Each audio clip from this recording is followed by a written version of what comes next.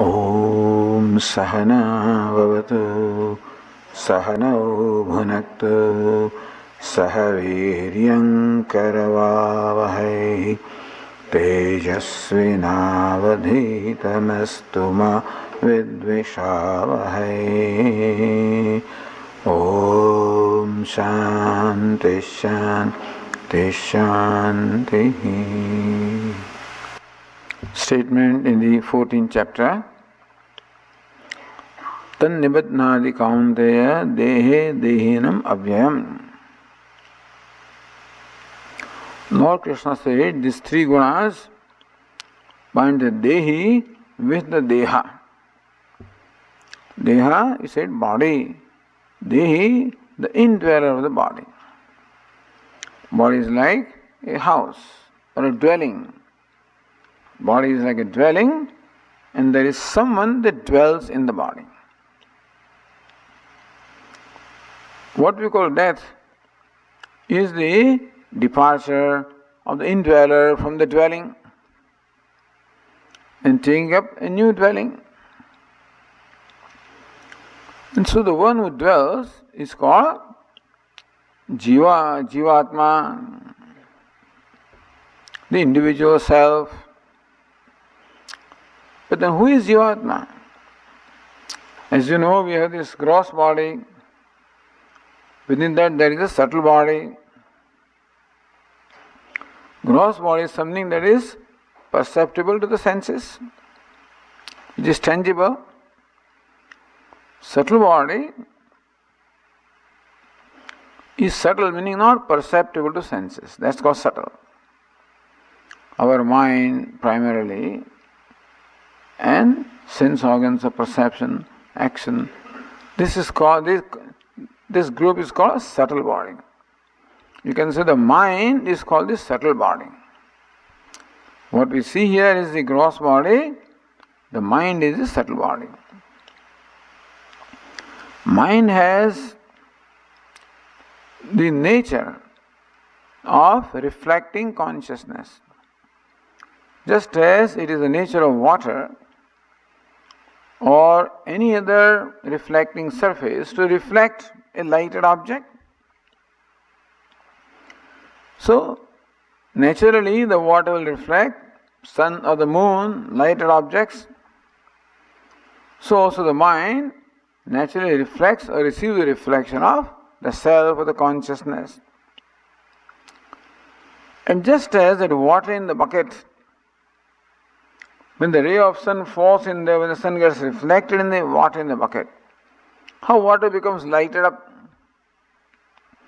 And that water as though gains a capacity to illumine a dark hall. So if there was a hall which was dark, if there was a bucket in that hall, and the ray of sun was coming in, falling in that bucket, there is a reflection in the bucket, that water becomes lighted up and can illumine that dark hall. So, to light up is not the nature of water. The potential is there, but the lighting happens because of the reflection of the sun. So also, the mind, when it receives the reflection of consciousness, becomes enlivened, becomes live as though, and does whatever the consciousness would do. So, this mind with the consciousness is called Jiva or Jivatma. It's also called ego, called the Ahankara, called the Samsari. Its true nature is consciousness. However, on account of ignorance, the mind thinks that, Jiva thinks that I am just as much as the mind. So that's called Jivatma, that's you and I, or it's called ego or Ahankara, which transmigrates from one dwelling to the other. Who is ignorant? The Jiva is ignorant. The Ahankara is ignorant. The ego is ignorant. Who becomes enlightened? The ego becomes enlightened. And so, in fact, the self is quite different from the dwelling. the indweller is different from the dwelling. Because of identification, it takes itself to be of the same size as the correct as dwelling, looks upon itself as limited. So consciousness alone is called jiva, understand? But consciousness in association with the mind is called jiva. Therefore, the true nature of jiva also is consciousness. And mind is simply a reflecting medium. The reality is consciousness. So, true nature of ahankara or jivatma also is consciousness, which is Brahman. That's the reason why Upanishads teach that you are Brahman. So, this is the explanation that was sought in this particular question. Yeah.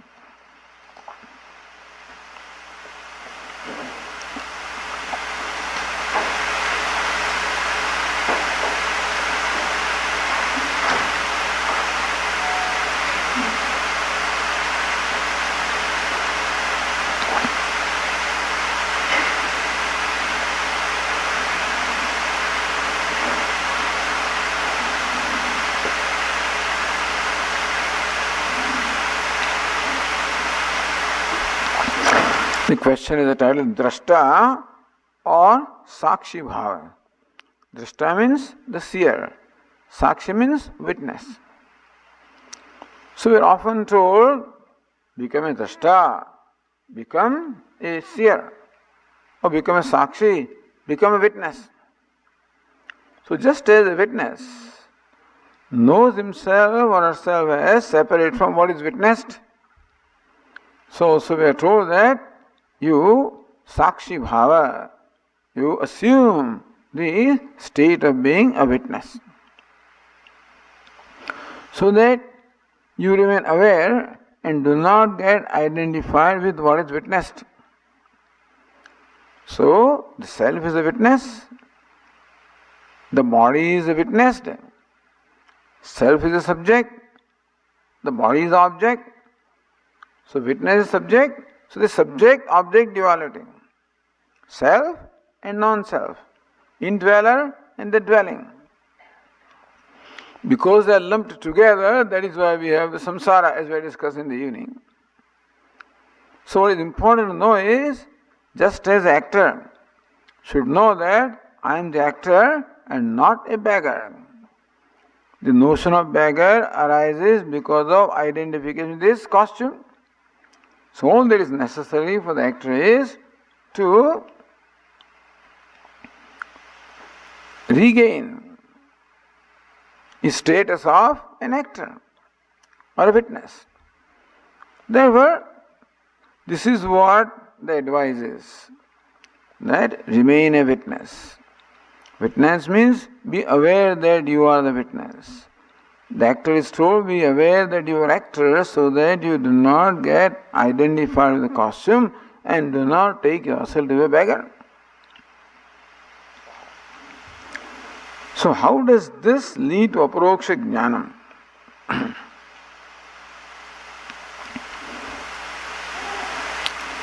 So the subject, object, what we call the viveka or discrimination, drug drishya viveka, or subject-object viveka, subject-object discrimination, subject-object separation.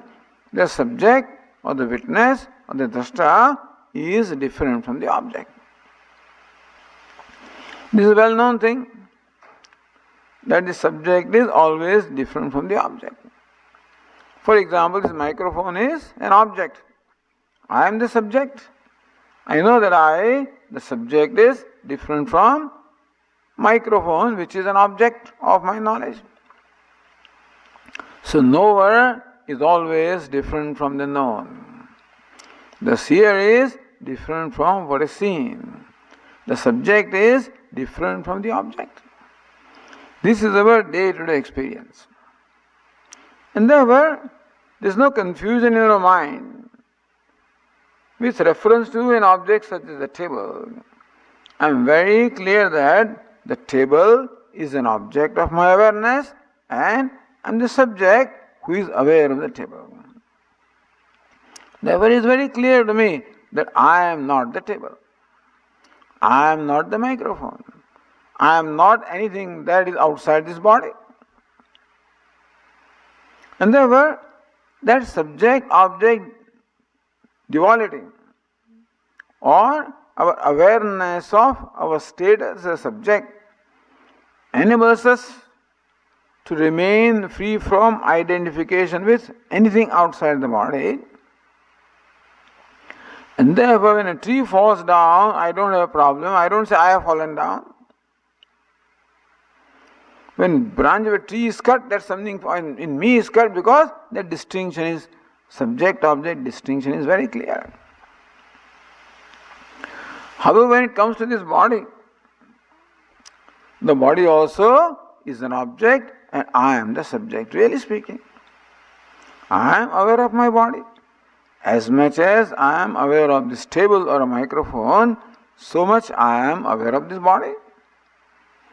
And therefore, if microphone I am not, or table I am not, because table is an object and I am the subject, the body is equally an object of my awareness and I am the subject. Even the thoughts of the mind also are the objects of my awareness and I am the subject.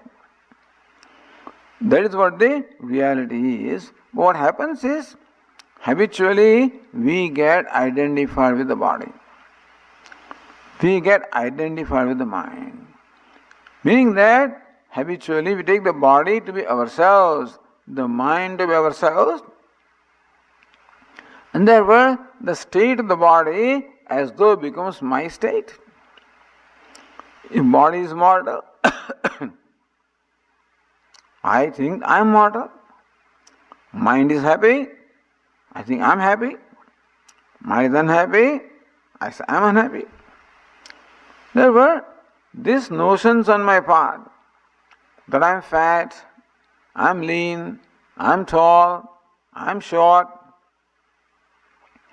as we said last night, each one of these notions arises on account of taking this body to be myself. And each of these notions is a problem.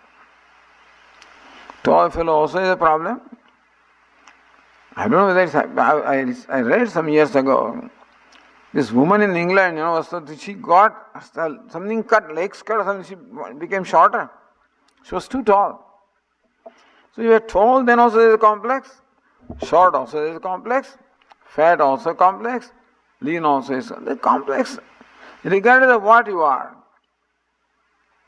as long as there is identification of the body, there is going to be a complex which will create a sense of limitation and eventually unhappiness or sorrow. Similarly also, mind also is a limited entity. Therefore, whenever I am identified with mind, there is an idea of limitedness always involved. And it is the limitedness of the self that makes me unhappy. This is identification is the cause of all unhappiness. Now right now I am talking. So question is, who is talking? Who is speaking? If we press this particular question, then we will find that it is the organ of speech that is speaking. Who am I? I am not the speaker. The I is not the speaker. The organ of speech is actually speaking primarily. Then what's the role of I? I is consciousness. In presence of I or in presence of consciousness, the organ of speech is speaking. In presence of I or the consciousness, the organ of hearing is hearing. Meaning that speaking takes place at the level of organ of speech, hearing takes place at the level of organ of hearing. This is what the reality is. But then what do I say? On account of identification, the organ of speech, what do I say? I am speaking, I am hearing, I am talking, I am walking. That's the problem. Because if I am talking, it is likely that I may say something which may hurt your feelings and then I feel guilty. If I am hearing, you may say something to me which may hurt me, then I may be hurt. Thus the sense of doership creates hurt and guilt. You follow? Because when I am doing something, there is always a possibility that I may do something which I do not approve myself. In which case, there is regret or guilt in me. And when I am the object of your action, I may not approve some of your action, in which case I may feel hurt. So, kartrutva, bhoktrutva. Because of identification, organ of action, I have this kartrutva, the sense of doership. Because of identification, the organs of perception, there is bhoktrutva, the notion of experiencership or enjoyership. And that kartrutva, bhoktrutva, lakshana samsara hai. Somebody said that what is samsara? The kartrutva and bhoktrutva. The sense of doership and the sense of experiencership is samsara. Because all problems start from there. This notion that I am a doer and I am an experiencer, these notions are the source of all my unhappiness, all my sadness. Understand, the only problem we have in our life is unhappiness. That I have to appear for a test is not a problem. That I must appear for an interview is not a problem. That I lost money is also nothing is a problem. They are all situations. But these complexes, when I is connected with them, then a situation becomes a problem. What happened is that some money was invested in stock market. Because my friend advised me to do so. And then where did he disappear? I don't know, the stock market, the prices started falling and falling, disappeared one day. All my money is gone. Now that is an event. That loss of money need not cause unhappiness in me, understand? What causes unhappiness? I am the loser. My money is gone. I am the loser. Something becomes a problem only when the I is connected, otherwise everything is a situation. When I is connected with that situation becomes a problem.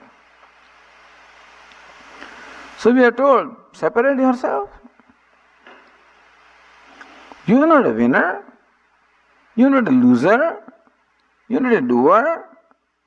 You are not an experiencer. Who are you? You are simply I, the consciousness, in presence of which everything takes place.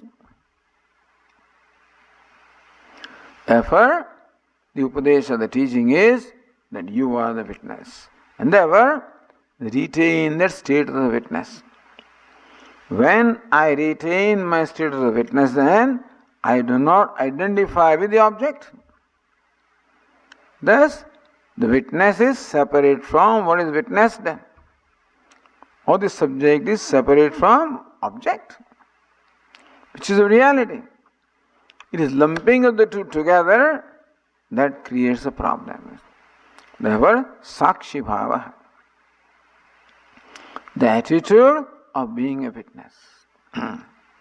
This is what we are taught. So this is good. The I is known as free from all the limitations of the object. The second step is to recognize that the object is not separate from I.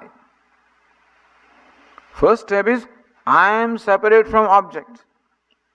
Second step is object is not separate from I. That's the Vedantic equation. Going back to Puja Swami's example of actor playing the role of a beggar. He used to say, B is equal to A is not equal to B. Have you heard this? I'm sure. B is equal to A is not equal to B. Meaning that beggar is not separate from actor. actor is separate from beggar, but beggar is not separate from actor. Is that right? Meaning that beggar cannot be without the actor, whereas actor is very much there even without the beggar. Meaning the beggar enjoys a dependent reality because the beggar always depends upon the actor, whereas the actor enjoys independent reality. What enjoys independent reality is called Satyam. What enjoys dependent reality is called Mithya or unreal. Therefore, we should know that whereas I am separate from the object, that object does not enjoy the same degree of reality as I have. Otherwise, there is a duality. Object on one hand, subject on the other hand. Subject is different from object, then there are two independent realities, in which case it is duality. In which case, you cannot be free from a sense of limitation.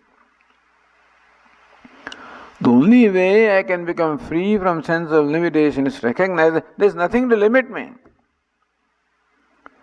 If the object stands independent of me, then it limits me. Therefore, recognize that the object does not stand independent of me. I am independent of the world is not independent of me. Masthani sarvabhutani nachaham teshvastita. The 9th chapter of the Gita, Lord Krishna says, all beings are in me, I am not in them. Meaning that they are all superimposed upon me, I am not superimposed upon them. They are all because of me, I am not because of them. That will complete the equation. So first part of the equation is I am not that. Second part of the equation is that is not separate from me. That is how the non-duality is established. Amazing. Even though I am different from the world, there is no duality because the world is not different from me. Even though the rope is different from the snake, but the snake is not different from the rope. Rope is real, snake is unreal. Rope is adhishthanam, substratum. Snake is adhyaropa, superimposition. That's the relationship between the subject and the object, or witness and what is witness. That also has to be known, then only the knowledge becomes complete.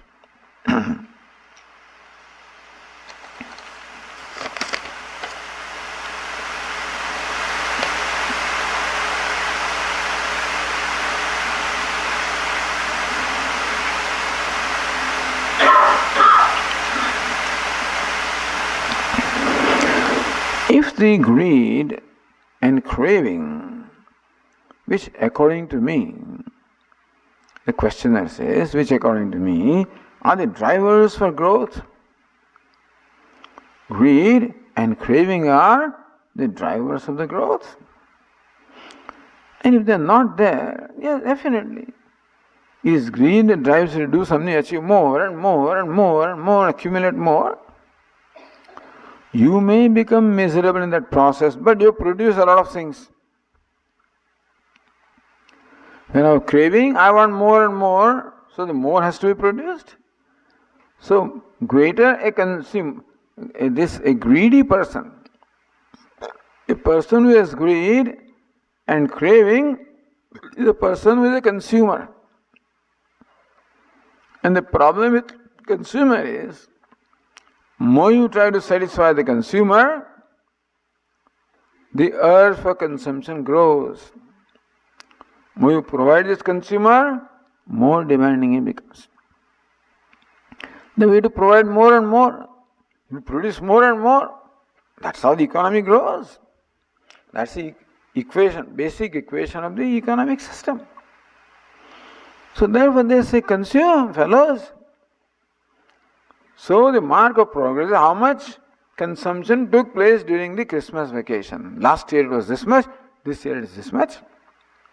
Is it more? Then we have progress. It is less? Then we have not progress. Because more consumption means more production. More production, more jobs. More jobs, more prosperity. This is the formula. So the question is very understandable. That what drives the whole system, the whole capitalist system which is based on consumption. So the greed and craving are the manifestation, expression of consumption. If they are not there, then you will not consume, you will not demand, you are contented, then that fellow has nothing to produce. Does not produce, then there is no production, there is no job, everything goes down. So, is it good to have greed and craving or not good to have? How will the growing need of humanity be met? Question is, how will the growing need of humanity, how will it be met? The amazing thing is, you are creating need and then fulfilling the need. The growing need of humanity comes from greed and craving. You understand? So you have set yourself up by creating the hunger, providing the food. Creating hunger, providing the food. See, we are producing so much. But what happens to that? You all wasted away, isn't it? If by consumption, if by providing more and more to the people, if we are making them happier, as far as cost of living is concerned, in the standard of living is concerned, the humanity will grow. As far as the happiness level is concerned, that alone is a criterion for really growth of humanity, because ultimately whatever you do is meant for happiness. Atma sukamaya sarvam priyam bhavati. All we want is being a pleased self. We have no interest in anything else. We have no interest in luxury. We have no interest in name, fame, nothing. The only interest we have is in being the pleased self. If I love wealth, it is only because of my love for the pleased self. If any worldly things are loved by me, it is only because behind that there is a love for the pleased self. If you are pleased self, then what do you need? What is the purpose of growth? Growth is to make people happy. Is it not so? Is growth for the sake of growth, or the growth is meant for making people happy? Please tell me. All we have to say is that what I possess or what I even consume is not the criterion for happiness, because happiness has nothing to do with what is out there or what I have. Happiness is a state of mind. When is the mind happy? When it is free from greed and craving. You please tell me, when you are craving for something, that I want this badly, at that time, do you think that you are a happy person? Suppose there is greed in your mind, I want this and I want more and more and more. Greed is the manifestation of inner dissatisfaction. The greed and craving only demonstrate a keen dissatisfaction or unhappiness which is there. Therefore, more we satisfy the greed and craving, more we are satisfying unhappiness. In fact, we are making people unhappy.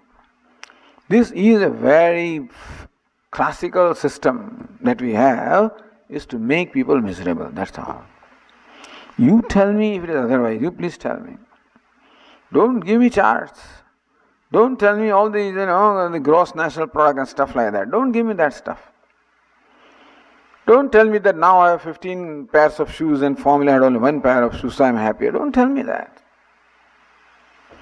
happiness has nothing to do with what I have. We accept that human being has basic needs of roti, kapda, makan, as they say in Hindi. You need food to appease your hunger, clothes to cover your body, and house to shelter you. But your brand name clothes, they're all what we call cultivated desires. Two kinds of desires are there, natural desires and cultivated desires. Yes, it is our duty to provide for the natural desires of humanity. But what we are doing is, we are in fact cultivating desires. We are not providing food, we are providing, if you go to a marriage party or something, then I've not gone to a marriage party there, here or there, but I know what happens in India. There were stalls and stalls of food. 125 items, there are consultants for this menu, they get lakhs of rupees. So when you go to a wedding party, a stall where you get all salads, and stall where you get soups, and stall where you get the South Indian food, Punjabi food, North Indian food, Italian food, sushi, this, that, whatnot. Different stalls are there. And people think that I may not have a chance next time. So they just pile up in their plate, huge pile up. And 2/3 of the food is wasted. How much can you eat? When you see the food, you can't control yourself. You want, I think I'll eat. I think I want this. I want this. So we are only supporting a system of waste or overconsumption, which is cause of all the problems of the health. And therefore, understand that greed and craving are the marks of unhappiness. And the nature of greed and craving is, more you try to satisfy them, stronger they become, meaning person becomes more unhappy. So is that what we want to do? The progress for the sake of progress doesn't make any sense. Whatever we do should be for the sake of the pleased self. And that comes from contentment, not from greed. That comes from satisfaction, not from craving. Comes from sattva, not from rajas and tamas. And therefore, create an atmosphere where people grow within themselves, that they learn to enjoy themselves. Since I do not enjoy myself, I need millions of things to make me happy, and nobody can make me happy. If I feel that something has made me happy, it is my delusion. The only entity that can make me happy is I, myself. Therefore, let us create situation where people discover happiness from themselves.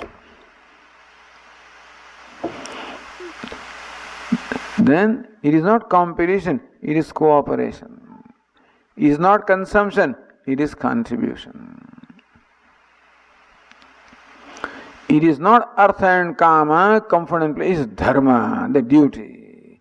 So duty should come, cooperation should come, contribution should come. More the spirit, the society has more of the spirit, there is more harmony within, and there is more harmony without. Right now all kinds of conflicts are there everywhere because there is no harmony within.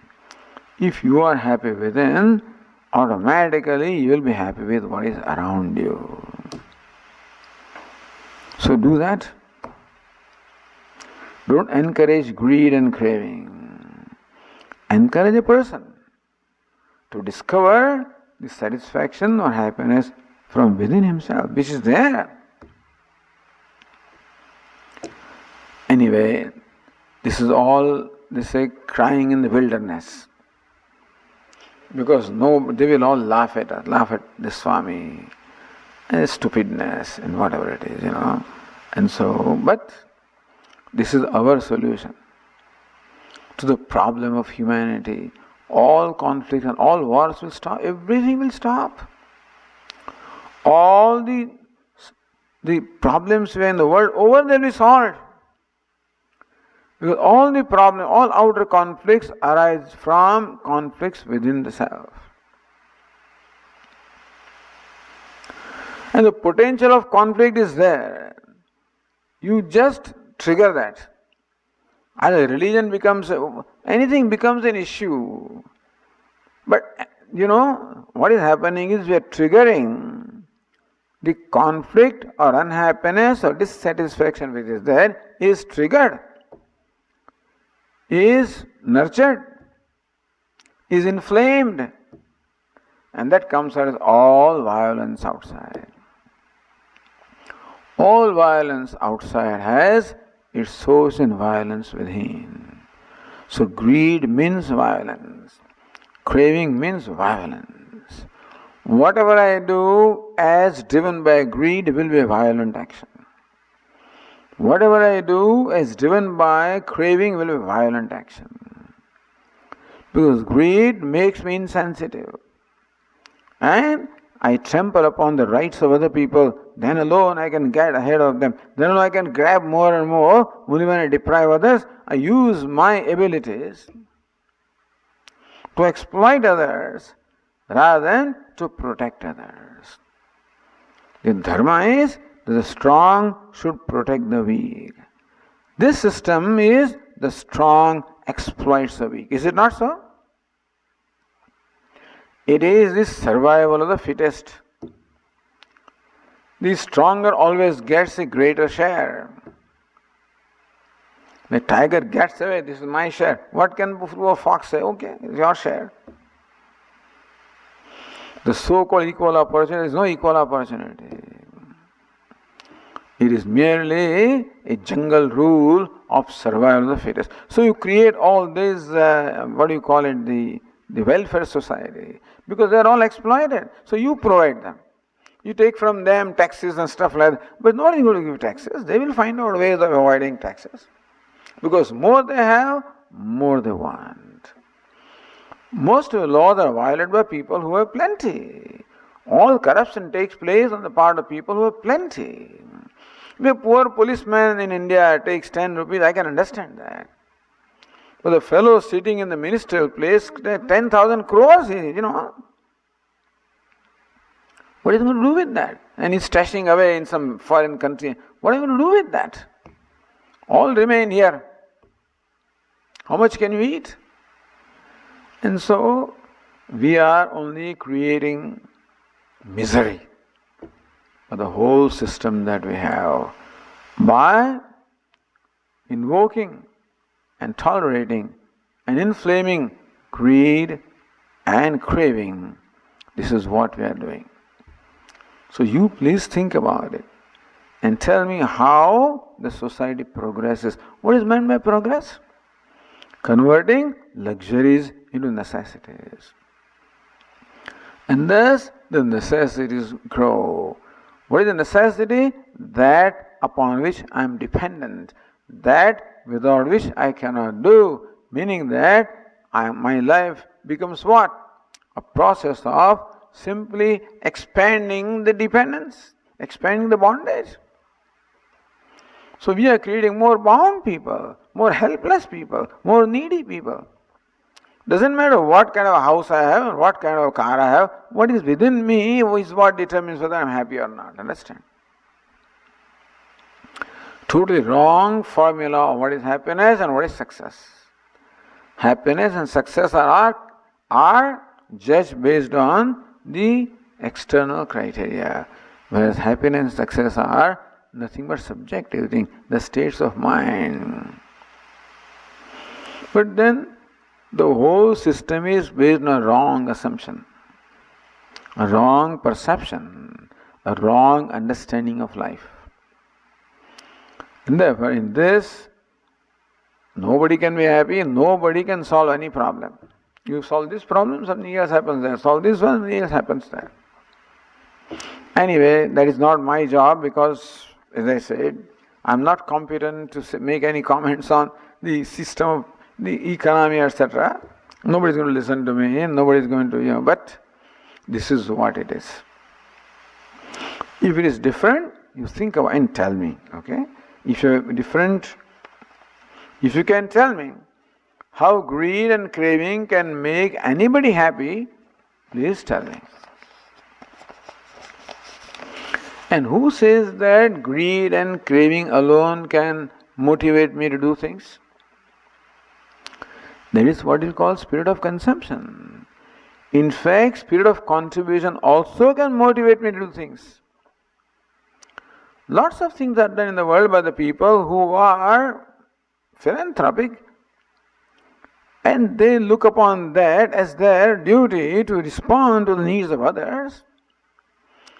So lots of research and lots of development, lots of things have taken place in the world in response to the needs. Is it not so? Needs of people. A lot of research taking place for disease prevention and from spreading the literacy, this, that. So lots of things are being done and can be done in response to the needs of others. That craving and greed are my needs. They need not be the driving factors.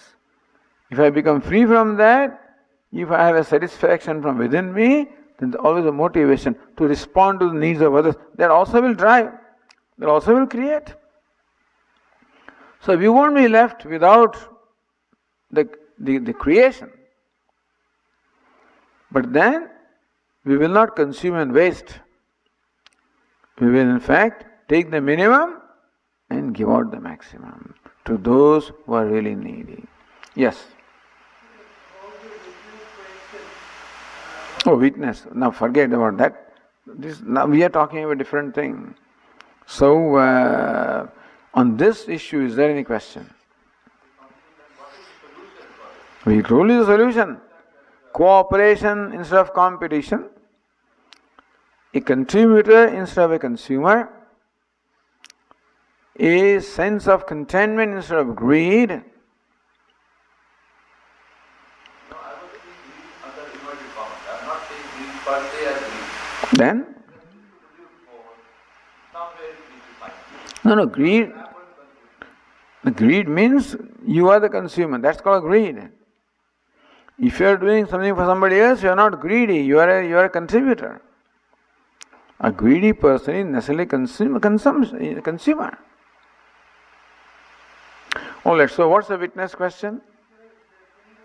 The witness is the ignorance of ajnana, ahankar, which is limited. It's not absolute, atma. So when you become a witness, you are still the same ignorant self. Yes, you are. Ultimately, understand that the true nature of ego also is Atma. The true nature of ego also is Atma only. So what we are doing is that whatever the problem is Atma, Anatma, Viveka, meaning that lumping together of Atma and Anatma. So by becoming witness, we give the identification with what is witness, namely, even in body, mind, witness is what? One who is free from identification with everything. So pretty close to Atma. Therefore then we said that, recognize that Anatma is not separate from you. So yes, witness can be an ignorant person, but witness also can be an enlightened person if he understands the teaching. In that case, the witness knows that consciousness is my nature. The witnessing also is only a role, and that role also is finally given up. But once you become witness, then we will teach you how to give up that witnessing also.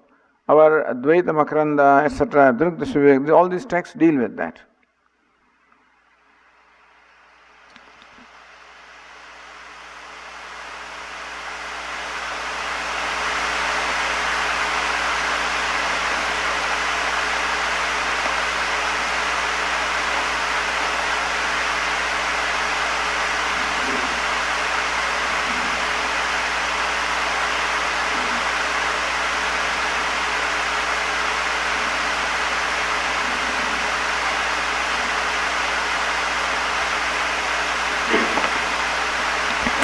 The Gita home study says, once all errors about Atma are removed, it culminates in the recognition of Atma being Brahman. Atma being Brahman. Three things. One, not limited but limitless. Number two, not unreal but real. Number three, not ignorant but the very nature of knowledge. That's what Gita home study says.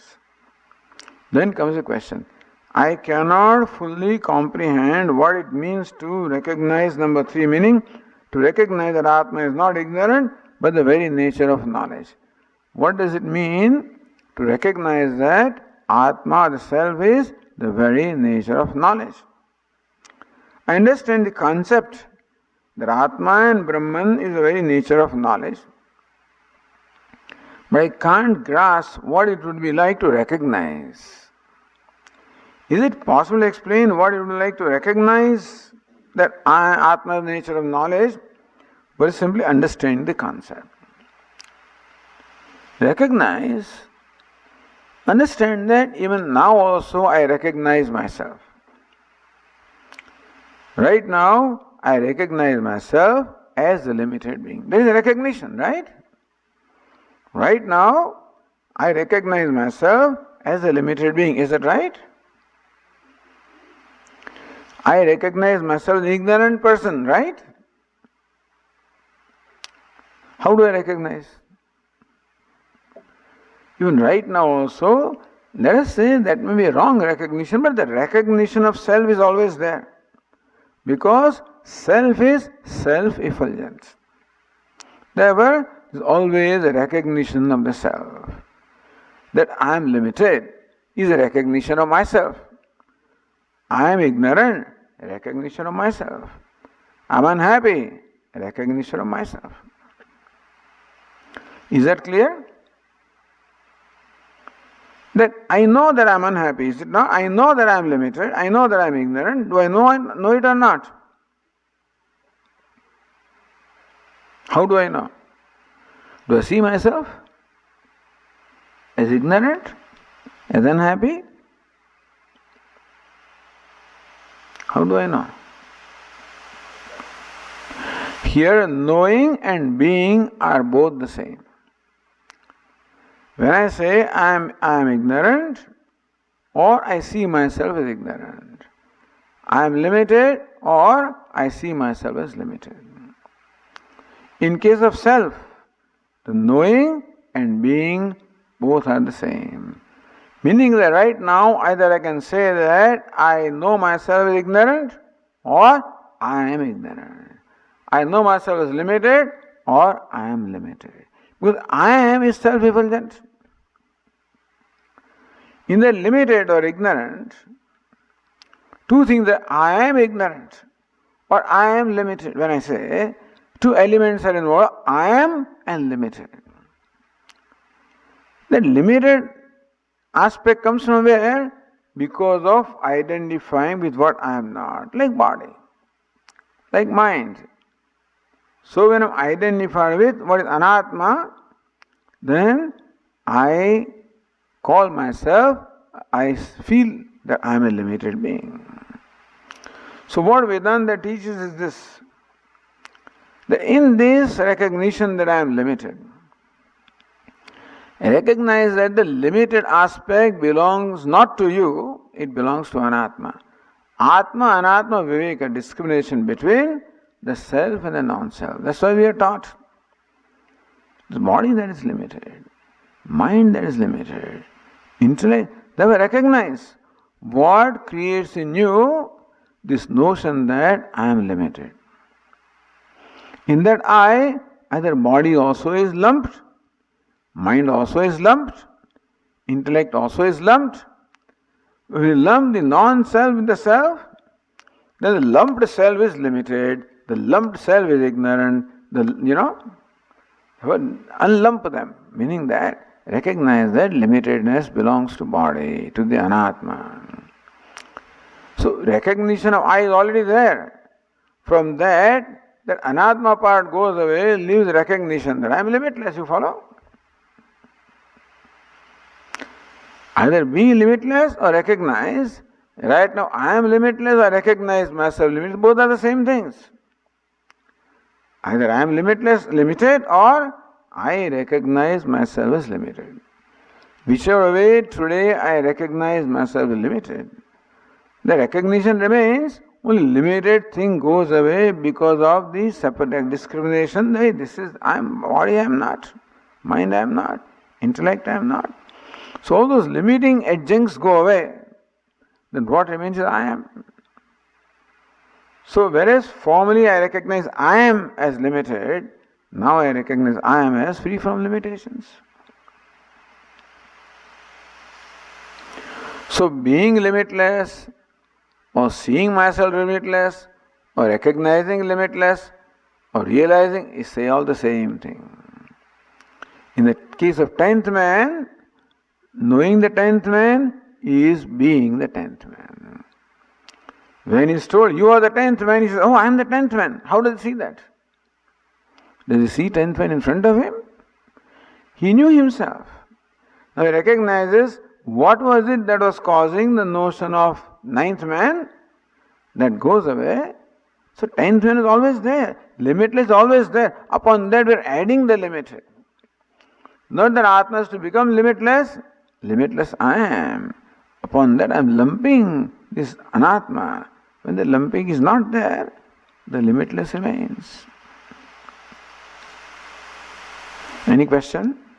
It's clearer for the limited versus limitedness, but a little less unclear to me in terms of how would I recognize on the very nature of knowledge itself. Can you guys still That knowledge means consciousness. Yeah. I am existence, I am consciousness. Yeah. Their knowledge is that which illumines all knowledge. That knowledge word is used for two things. The mode of the mind also is called knowledge, and consciousness also is called knowledge. So Satyam Jnanam Anantam, that Jnanam is consciousness, which illumines all forms of knowledge.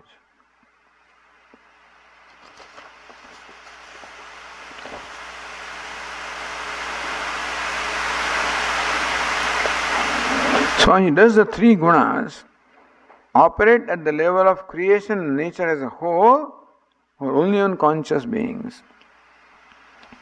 Three gunas, sattva, rajas, tamas, operate at the level of creation. Meaning that in sentient and insentient, whatever there is the creation of sattva, rajas and tamas. The difference between the sentient and insentient is that what we call sentient being possesses a subtle body, but insentient does not have a subtle body. But that this is a product of three gunas, insentient also is product of three gunas, everything is a product of three gunas. In what we call like a table, the tamas is predominant. In all the nature which is insentient, tamas is predominant. Then as the life comes, slowly rajas comes. Like in the unicellular organisms and the trees and the plants and insects, slowly the manifestation of the rajas becomes. And then a human being, sattva also comes. So sattva, rajas, tamas are the vehicles for manifestation of consciousness. Here, predominance of tamas in table, so consciousness manifests only as existence. When it comes to living beings like plants, consciousness further manifests also as life. Comes to human being, consciousness also manifests as ananda. Sat, Chit, Ananda. That's how the gradation of manifestation is, depending upon the vehicle. But everything is made of three gunas, sattva, rajas, tamas. The proportion is different. In some case, tamas is predominant, somewhere rajas is predominant, somewhere sattva is predominant.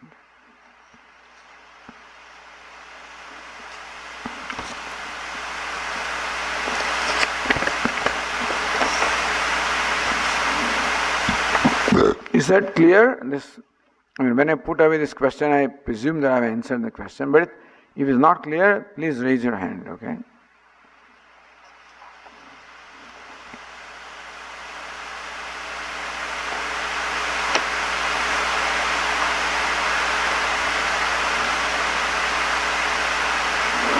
Swami, please comment on similarity or differences of the Vedanta three gunas, sattva, rajas, tamas, the yin yang of the Chinese philosophy.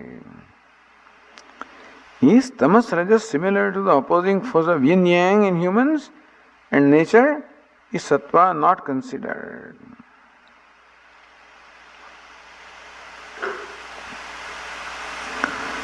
Yeah, all these opposing things only can be at the level of three gunas. So sometimes sattva becomes predominant, sometimes rajas becomes predominant, sometimes tamas becomes predominant. So one displaces the other. Our concept is there was what we call the Treta Yuga, Sattva Yuga, Satya, where Sattva was predominant overall in the creation, in human beings. Then came Treta Yuga where Rajas entered, Rajas became predominant. Then came Dwapar Yuga, Tamas also entered. Comes Kali Yuga, Tamas becomes predominant. So the gunas, that is what they call the like entropy, the disorder grows. Then slowly it will change. And sattva will assert itself, and therefore we get Satya Yuga, Treta Yuga, Dwapar Yuga, etc. So the composition of gunas change in human nature, and that's how we can compare with the Chinese yin and yang. As to how sometimes yin is predominant, then yang. And so they seem to go in cycle. Our cycle is going like this: guna, sattva, rajas, tamas, tamas, rajas, sattva, etc.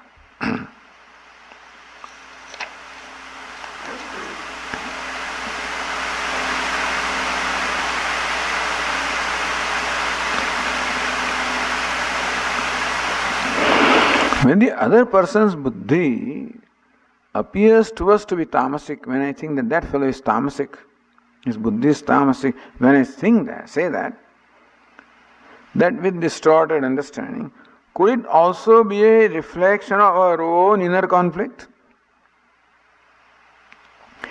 Meaning that when I say this person is tamasic, is the person really tamasic, or am I branding that person tamasic? That's the question. Is the person really tamasic, or is it my perception that he is tamasic? My perception can be distorted by my own inner problems. It's quite likely. It's quite likely that what I see is my perception.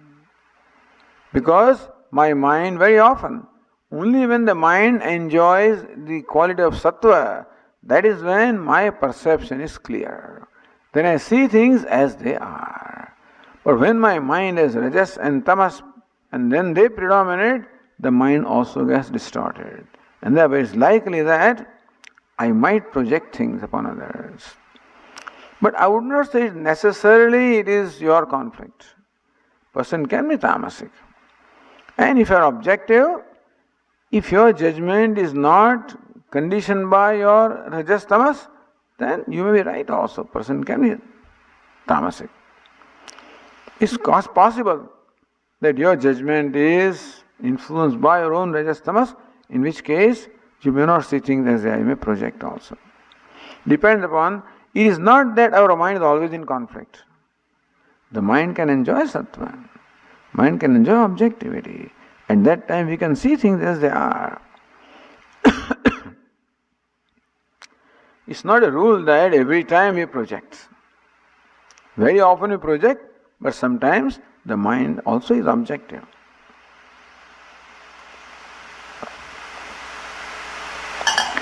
That's the whole idea of exposing ourselves to the teacher. And that is the benefit we have when we have a live teacher. Because there is certain energy, and therefore there is an influence there which also calms down our mind and therefore makes our mind objective, and therefore the grasping is etc. is much different from when I am at my home with things going on there and I switch on my things and then, so at that time this additional influence that we have of the presence of the person is not there. That doesn't mean that you should not listen to it at home, but the idea is that if there is a choice between listening to the teacher in live In listening, parokshata or indirectly, you should always prefer listening in person because the person also counts. So therefore they always prescribe that this must be gained from a teacher. Our Puja Swami in fact never allowed us when we were students, that time even recording was not allowed. He didn't like it. Unless we knew that somebody has not come, and for that person the recording may take place, but generally recording was not encouraged. Because number one, if you are recording, then it's okay, I'll listen to it later on. Then in the class also you may not be very attentive. Or the recording will not have that impact which the person has. So,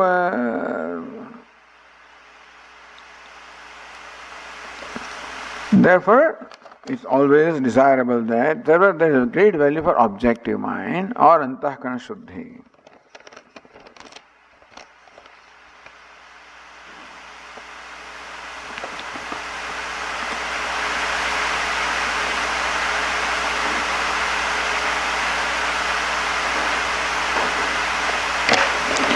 My true nature is infinite, limitless.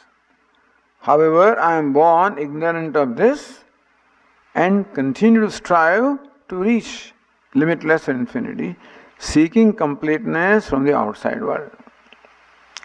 When I am told that I am limitless and I understand it, however, I still remain limited.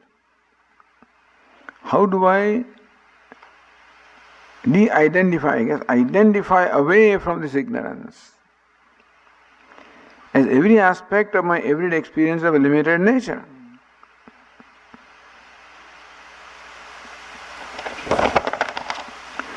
It is true that in order for us to own up our nature, that I am infinite, I am limitless, we need that sattvic mind. So when that understanding is there that I am limitless, but then that understanding will bless me when my mind becomes sattvic. Antahkarana shuddhi is there. Therefore, in the classroom also, there are times when mind becomes sattvic. When we see what is being taught, then again that old rut takes over my mind. So because of rajas, tamas or raga dveshas, we are not able to derive the benefit of this understanding. Therefore, the process of progressively getting rid of the raga dvesha, rajas, tamas from our mind, that is when it will become a reality. Therefore, antahkarana shuddhi is an important process. Last night we talked about it, tonight also we'll talk about it, but that's what Vedanta always teaches us. So, antahkarana shuddhi plus this understanding, that's what makes it real for us.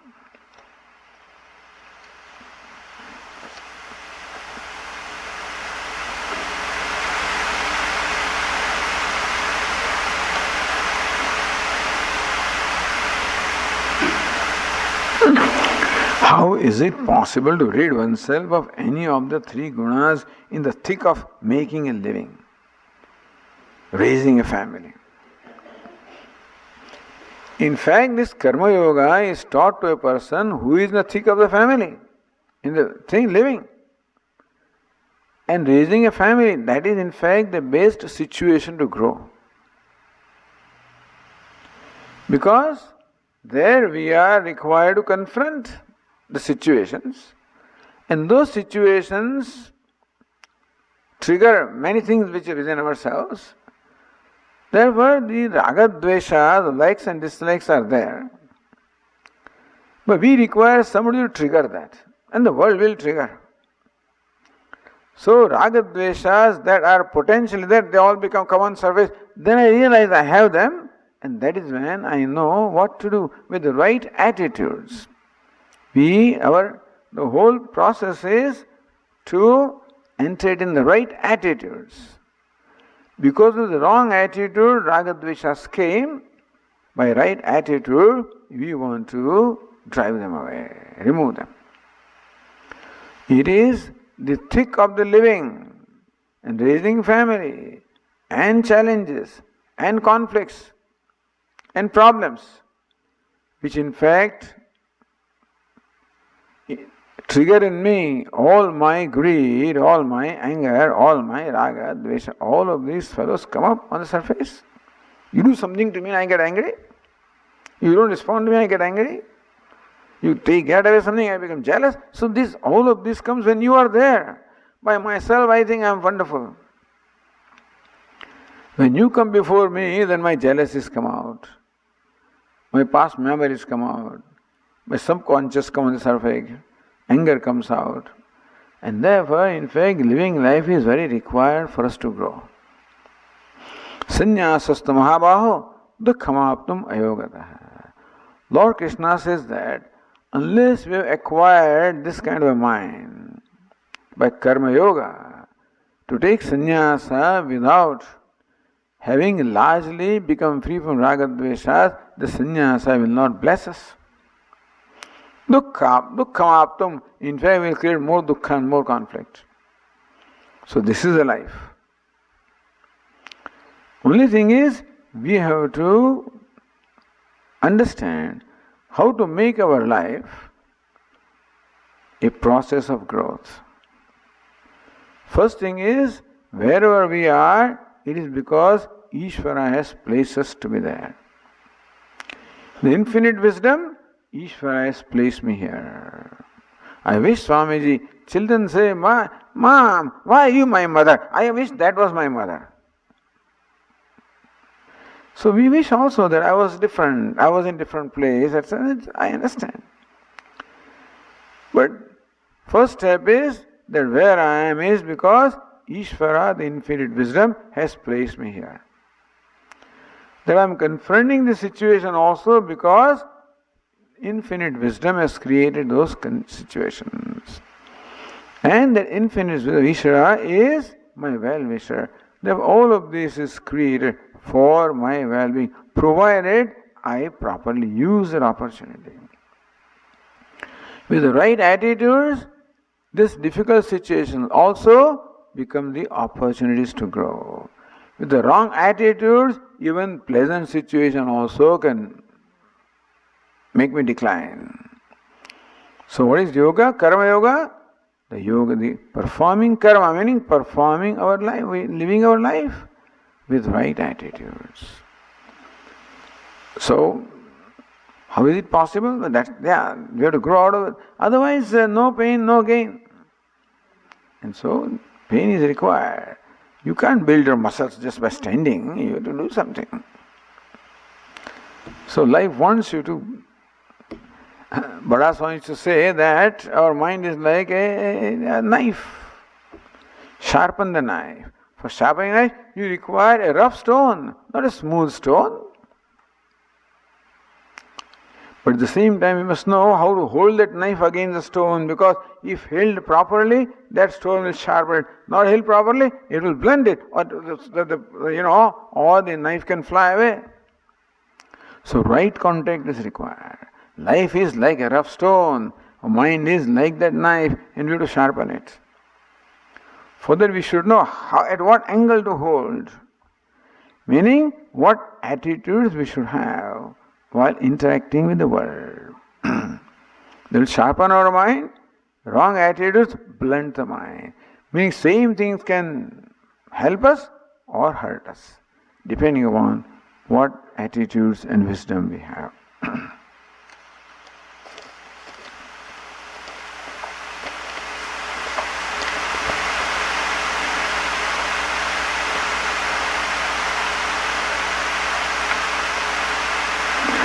How much time did Lord Krishna take in talking to Arjuna in the battlefield? And for how many days the battle was fought? Battle was fought for 18 days. 18 is a magic number. Mahabharata, 18 cantos. The battle lasted for 18 days. How long did it take for Lord Krishna to teach Arjuna? I don't know. When we recite Gita, it takes about 2.5 to 3 hours.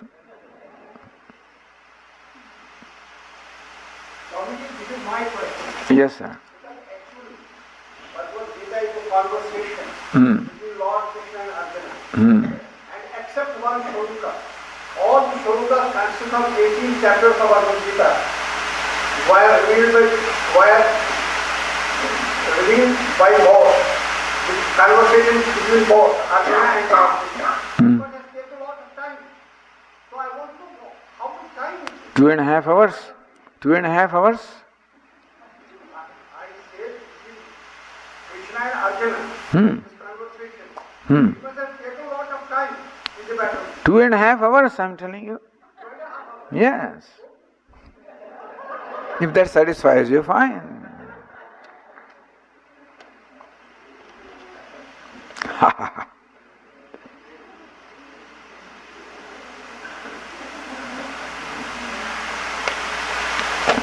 Swamiji, why did Lord Krishna, the all-powerful, chose war as the only solution for the difference between Pandavas and Kauravas?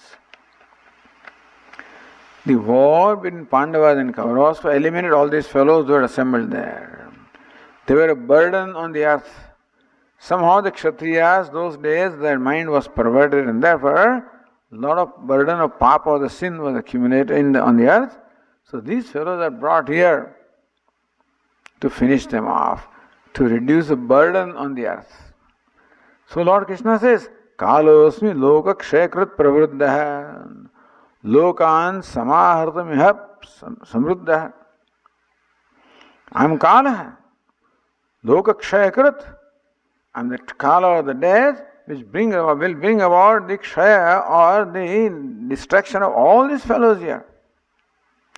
Lokan samahartam iha pravruttaha. I am now become active for samahartam, for destroying all these fellows who are here. Rute bitvam na bhavishyanti sarve. Arjuna, don't think that you are fighting this battle.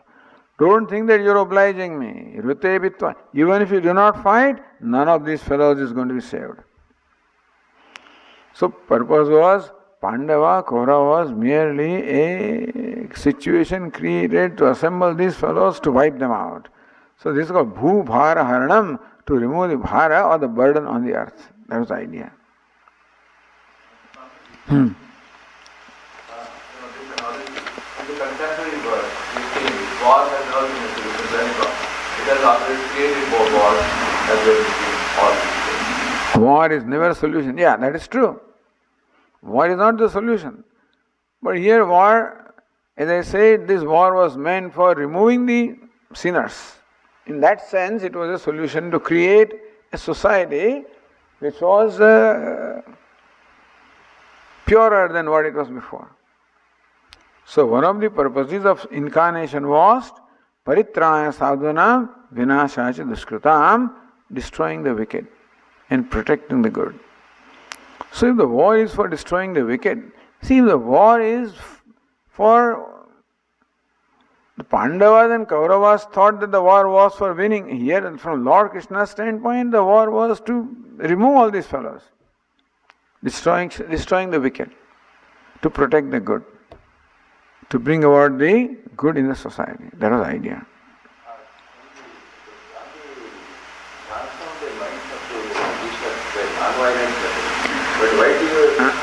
Gandhi transformed the mind, then why did not Lord Krishna transform? That's what Gandhiji said.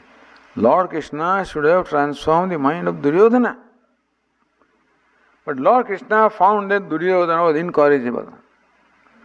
There are limits to what you can do because Lord Krishna himself went to Duryodhana as a peace, what do you call it, the mediator, as a mediator.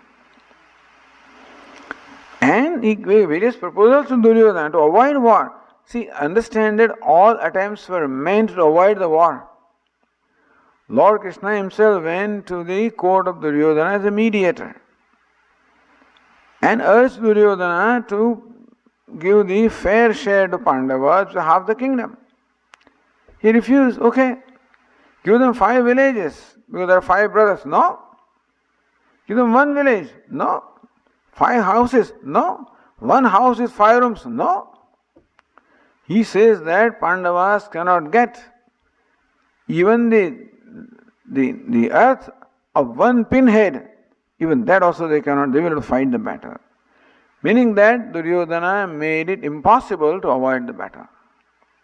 Attempt was made to reason with him. And Lord Krishna is more practical than Mahatma Gandhi. And so he knows what the limitations are and where force is required and where reasoning is required. And therefore, he did what he did was because he thought that to be the only way to solve that situation. Buddha, Gandhi and Bahubali, they are not human beings, but Krishna himself is a God. He would have transformed his brain. He tried. He tried.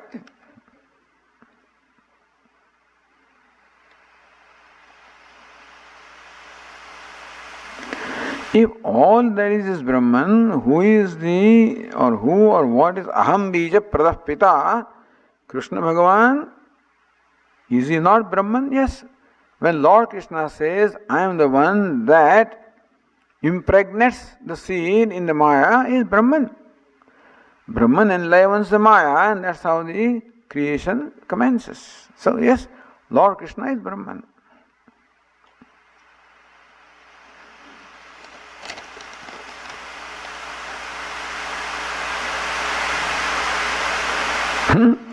Creation is so perfect and orderly. Why are humans born with the wrong GPS?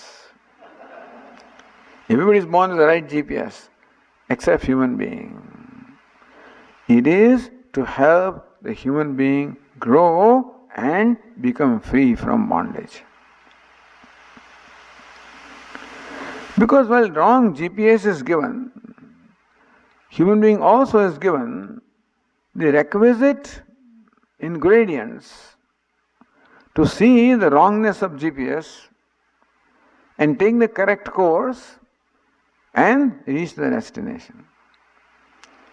Meaning that human being is given the intellect to think and discriminate. He is given the scriptures as guidance. So therefore, that is also given.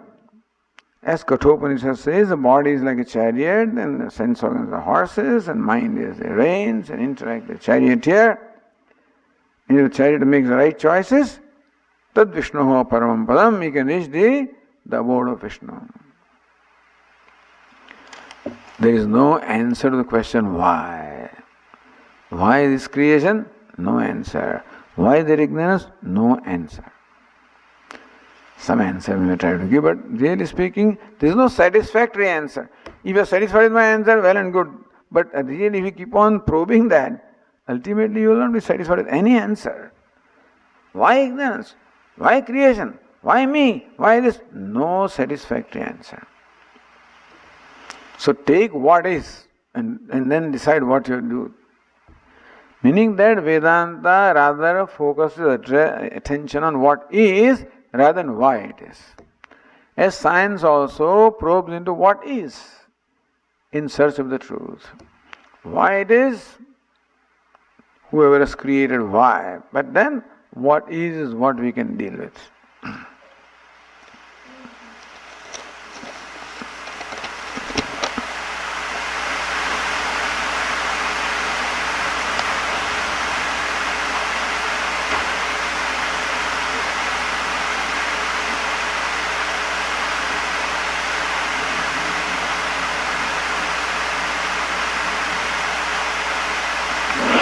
Why should I or anybody study the Gita? That is what I am. That is what am I expected to be or become after I study Gita? Or how can I tell I got the message of the Gita? So Gita provides the right GPS and explains, meaning that Gita explains to us the basic realities of life. Two things Gita explains. The realities of life and how to live the life in harmony with those realities. First reality of life is that you are limitless, I am limitless. Then how do you live your life in harmony with that reality? that the limitless is to be manifested. I don't have to become limitless, I have to manifest the limitlessness which is my nature.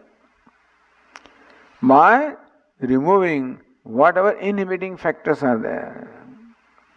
The limitless is my nature, but there are inhibiting factors which deprive me of the experience of my limitlessness.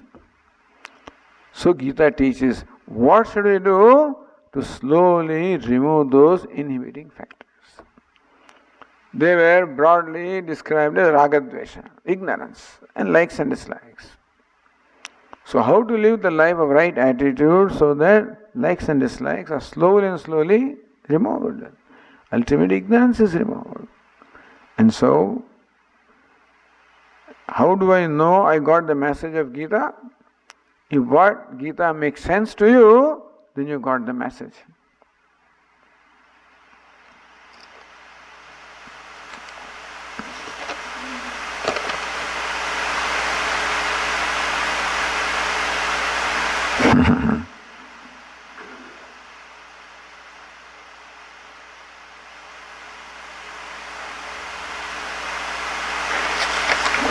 How to distinguish between, how to differentiate between vairagya and laziness.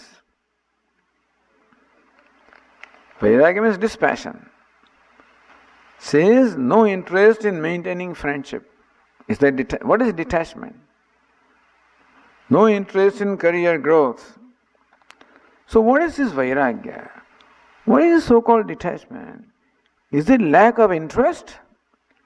Is it lack of interest that is called detachment?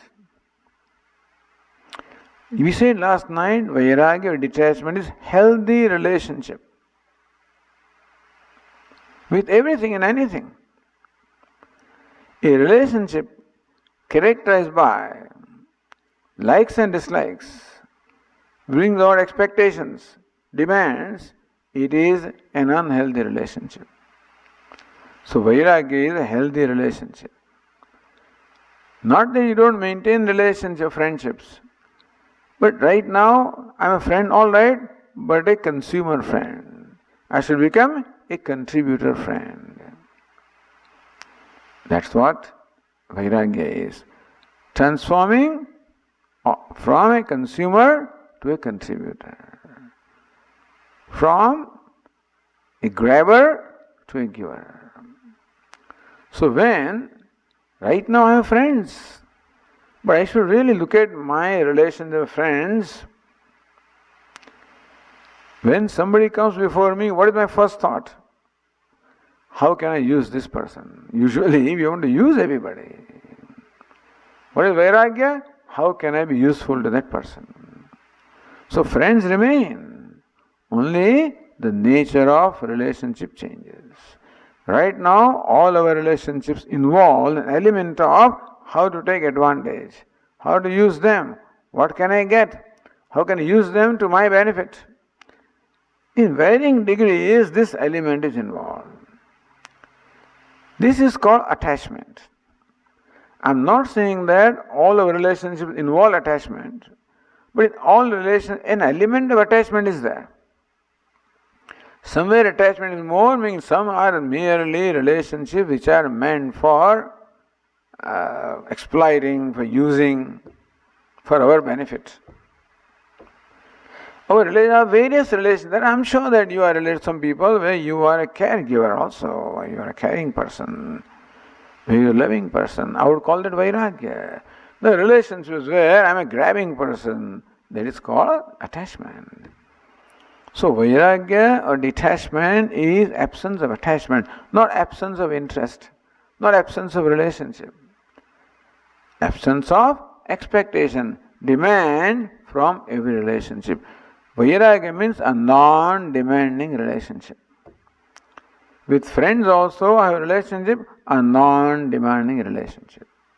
With the world, relationship all right, a non-demanding relationship. Normally we have a demanding relationship. Even though outwardly we may not make a demand, inwardly our mind always is in the, always calculates. What can I get out of this? What is in it for me? That's the usual question that the mind asks. This is called attachment. What can I do for that person is called detachment. Meaning that Vairagya does not bring an end to relationship. Vairagya brings an end to raga or attachment, which is the impurity in a relationship. In fact, it makes all relationships healthy. So lack of interest is tamas, understand? Vairagya is sattva. So sattva and tamas are extremes, they look alike. Like sleep and samadhi look alike from a distance. Similarly, tamas and sattva may look alike from a distance. Vairagya is sattva. No interest is tamas. Therefore, Swamiji, I have no interest now. That's what people say, Swamiji, after listening to Gita now, I lost all interest. I no more go to party. I no more do this. No, that is not what Gita teaches. You will lose interest, that is a different thing, because you find out the futility of all those things that you were doing earlier, and so you may lose interest. That's a different thing. But losing interest in something is accompanied by discovering interest in something else, understand? Not just only loss of interest, then you are in a difficult situation. It is true that by listening to Gita and understanding, we will lose interest because we get disillusioned. Oh, this is what it is. I thought this was what it is. Now I realize the truth of that, and therefore I get disillusioned. And that way I may lose interest. Possible. But I discover interest in something better. That's a process. Letting go the interest in inferior and progressively discovering interest in the superior. Asopyasya param dushtva nivartate. Lord Krishna says that as you see something superior, the attachment or interest in the inferior automatically goes. That's how our life has been. There was a time when I liked balloons and things like that, that went away. When better toys came, that went away. When tricycle came, bicycle came, scooter came, bike came, car came. So it is our experience that when we discover something superior in our life, the interest in the inferior goes away. So, interest in the worldly things goes away. That should not be the only thing. It should be accompanied with discovering interest in something else. Interest in learning, interest in knowing, interest in growing, interest in becoming. That's what Gita teaching should do. If teaching of Gita merely results into my losing interest, then I am falling in tamas. So right now I am in rajas. Teaching should transform your rajas to sattva. If not done properly, from rajas I can go to tamas also.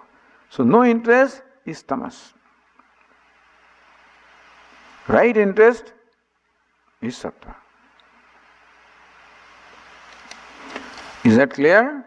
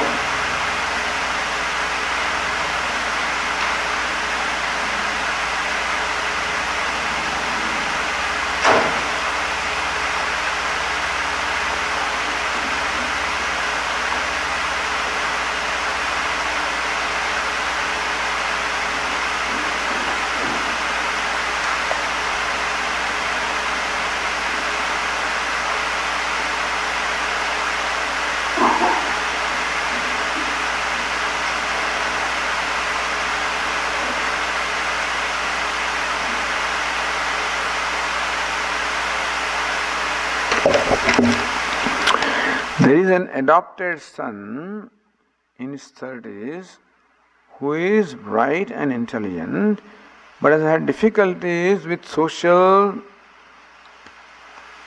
something and meeting society-based expectations as far as seeking work, being productive and self-sufficient.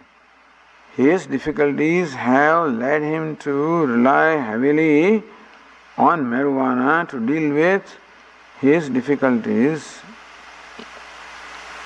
further.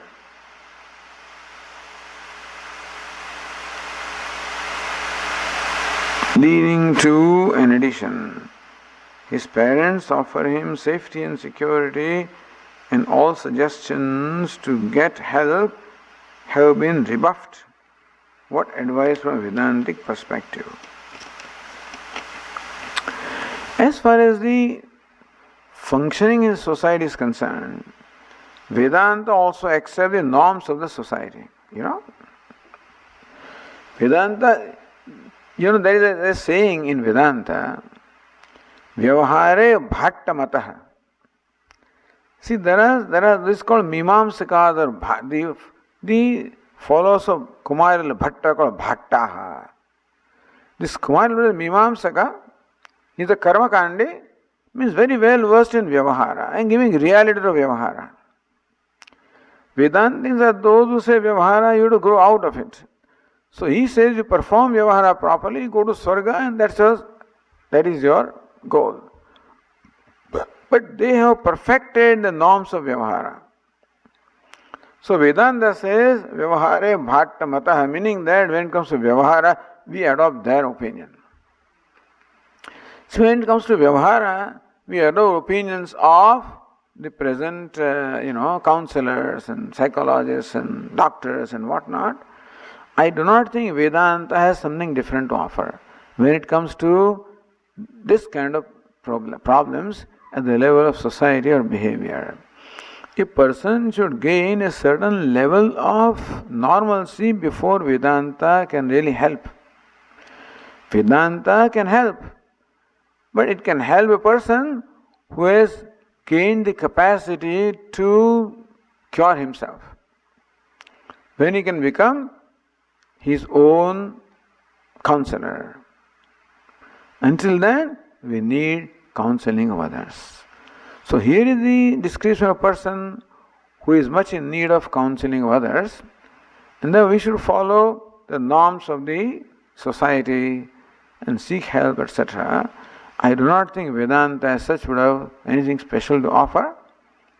If a Vedantin may have something to offer, depending on wisdom and his own experience, etc., because Vedantin teachers develop some capacity of counseling, etc., that way can help.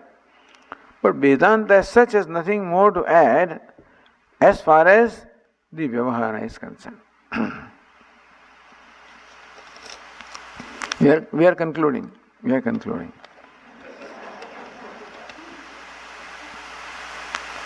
Oh, similar question. I think same person.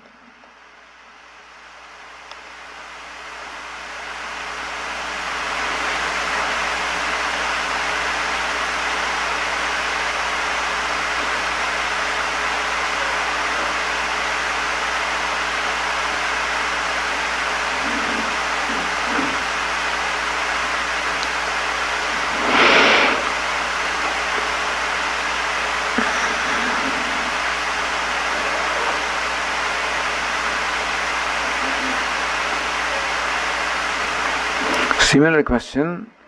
This can be discussed at a personal level rather than at this kind of forum, But again, a difficulty is expressed that a mother has a daughter who is in 30s and has similar difficulties and how to deal with it. So this we can discuss at the personal level when we can get a little more insight in what is happening, and perhaps we might be able to suggest something.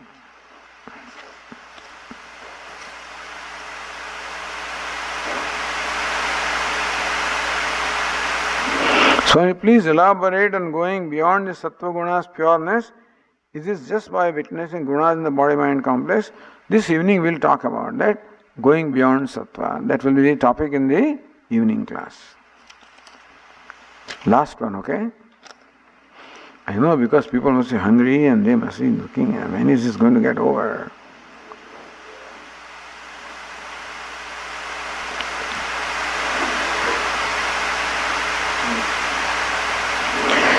Is one's desire for knowledge holding one back? Is it considered a desire? Desire for knowledge is also a desire, but that's one desire that will liberate you. Other desires can be fulfilled. Only one desire that can be fulfilled in our life is the desire for knowledge. Because you are the one you have to know. You are there, the scriptures are pramana are there, and therefore the teaching is there. Therefore, desire for knowledge is one desire that can be satisfied, and that is a desirable desire.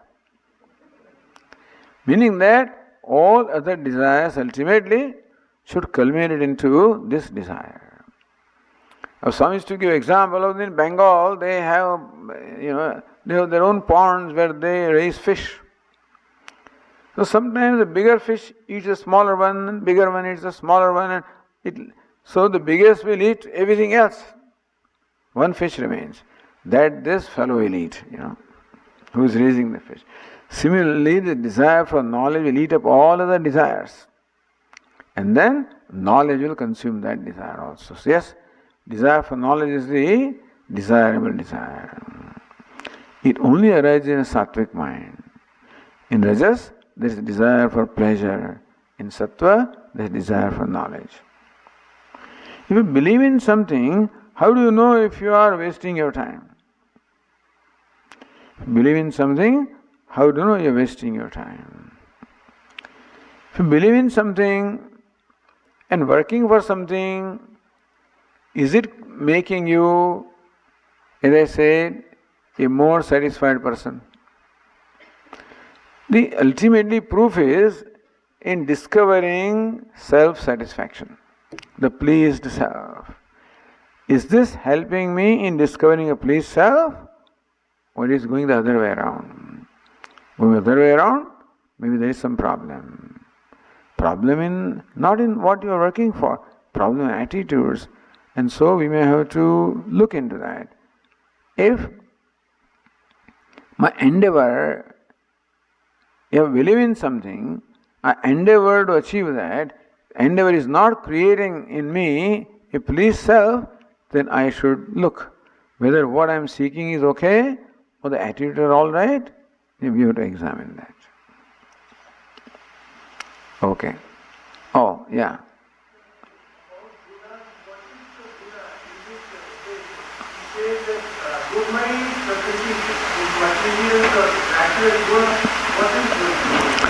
Guna are the dispositions of mind. So mind has three kinds of disposition. Sometimes the mind is pleasant, cheerful, sattva guna. Some mind is restless, wanting, lacking, desiring, craving, rajas. Some mind is dull, lazy, sleepy, tamas. So in this particular discussion, the gunas refer to the dispositions of mind, which is what we are most concerned with. Otherwise, those gunas make up the whole creation, as we just discussed a little while ago. But in the context of 14th chapter of Gita, gunas are meant for being the dispositions of the mind. Yeah, Prakriti, our mind is made of Prakriti. Prakriti is made of Sattva, Rajas, Tamas. Our mind is a product of Prakriti, is also matter. Therefore, mind also is product of Sattva, Rajas, Tamas. Om Purnamadah Purnamidam Purnat Purnamudachyate Purnasya Purnamadaya Purnameva Vasishyate. Om Shanti Shanti Shanti. Hari Om. Shri Gurubhyo Namaha. Hari Om.